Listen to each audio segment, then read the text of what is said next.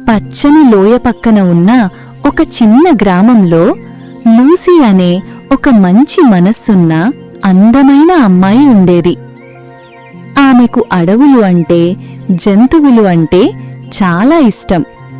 రోజూ స్కూలైపోయాక అడవి అంచు వరకు వెళ్లి ప్రకృతిని చూసి మనసారా ఆనందించేది.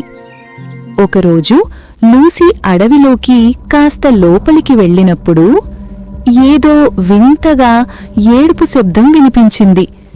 భయపడినా ఆ శబ్దాన్ని పట్టించుకోకుండా వెళ్ళిపోలేదు. నెమ్మదిగా ఆ దిశగా ముందుకు వెళ్ళింది.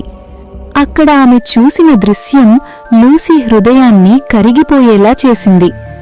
ఒక అందమైన యూనికార్న్ కాలి దగ్గర ముళ్ళు గుచ్చుకొని చిన్న గోతిలో పడిపోయి నొప్పితో బాధపడుతోంది.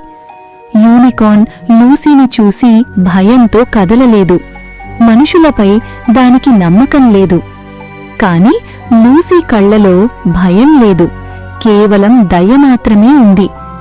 లూసీ మెల్లగా దగ్గరికి వెళ్లి చాలా మృదువుగా చెప్పింది, భయపడకు, నేను నీకు హాని చెయ్యను.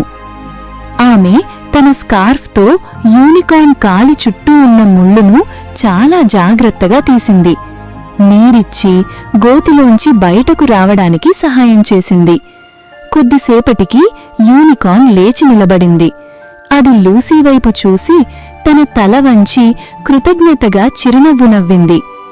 అప్పుడే ఆ యూనికార్న్ కొమ్ము నుంచి చిన్నగా మెరిసే కాంతి వెలిగింది. లూసీ ఆశ్చర్యపోయింది. అది మాయాజాలం కాదు, స్నేహానికి సంకేతమని ఆమెకు అర్థమైంది. ఆ రోజునుంచే లూసీ మరియు యూనికార్న్ మధ్య నిజమైన స్నేహం మొదలైంది. లూసీ అడవికి వచ్చిన ప్రతిసారీ యూనికార్న్ ఆమెను ఇంద్రధనస్సు దారుల్లో తీసుకెళ్లేది, మేఘాల మీద తిప్పేది, అడవిలోని జంతువులన్నింటినీ స్నేహంగా పరిచయం చేసేది. కాని ఈ రహస్య స్నేహం ఎవ్వరికీ తెలియదు. ఇది లూసీ హృదయంలో దాచుకున్న ఒక మాయాజాలం.